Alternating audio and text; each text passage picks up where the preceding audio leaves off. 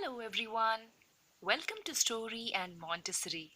Today I'm back with one more story from the Adventure Stories series.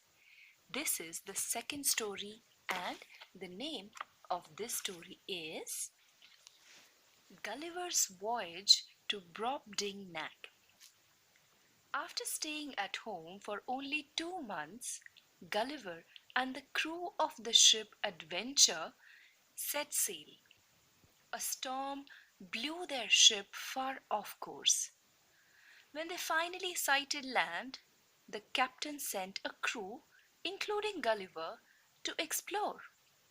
While the crew looked for food and drinking water, Gulliver began to explore another part of the island. His companions lost him and abandoned him. Gulliver is discovered by a group of huge creatures that are, in reality, giant-like human beings of Brobdingnag. These giants, measuring about 72 feet tall, prove to be friendly and curious. One of the giant, a farmer, took Gulliver to his farmhouse. The farmer's daughter, fascinated by Gulliver, who seemed like a walking, talking doll to her, took care of him. She gave him new name, Grildrig, and Gulliver called her his nurse, Gloomdalclitch. The farmer treated Gulliver as a curiosity and exhibited him for money. The word spread, and the Queen of Brobdingnag asked for an audience with the farmer and Gulliver. She liked the tiny Gulliver and bought him from the farmer with an agreement that the farmer's daughter, Gloomdalclitch, should become a member of Queen's court as Gulliver's nurse. Gulliver was kept as a favorite in the court. Since he was too small to use their huge chairs, beds, knives, and forks, the Queen commissioned a small house to be built for Gulliver so that he could be easily carried around in it. This house, with the likeness of a big box, was referred to as his travelling box. The King and Queen were happy with Gulliver. But Queen's dwarf got jealous because Gulliver had replaced him in Queen's affection. In order to take revenge, the Queen's dwarf dropped barrel-sized apples on Gulliver to hurt him. But Gulliver's misery did not end there. Hailstones as big as tennis balls that fell on him bruised him. Many a times giant birds of prey nearly grabbed him, and spaniels picked him up in mouth. The maids of honor coddled and played with him. They treated him like a toy, not a man. Gulliver felt insulted and annoyed.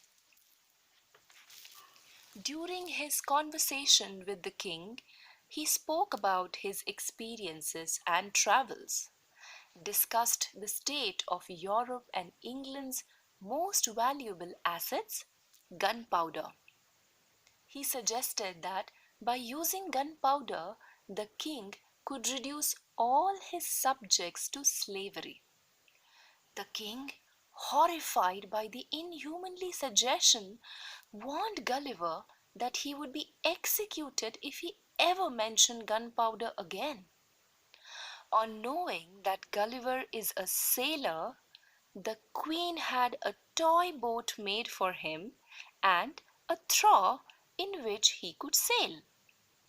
Disaster struck when a big frog hopped into the trough and nearly swamped Gulliver's boat. But Gulliver bravely drove the monster off with an oar. One day, a monkey seized Gulliver and carried him to the top of the palace. Gulliver was rescued by king's men and taken to the king, who was eager to know whether Gulliver was afraid. Gulliver boasted that he could have protected himself with a sword. The king laughed at little man's pride.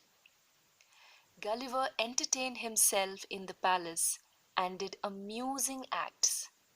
He used the king's beard stubble to make a comb, and the strands of queen's hair to make several chairs and a purse.